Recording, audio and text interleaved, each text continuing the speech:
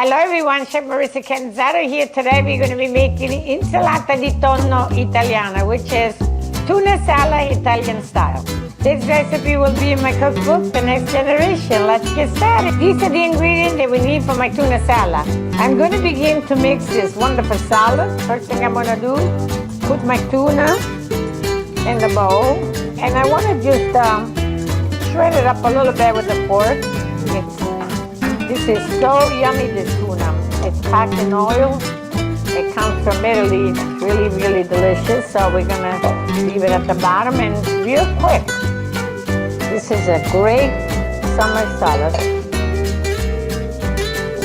Goes well, with anything, but you could just eat it like that.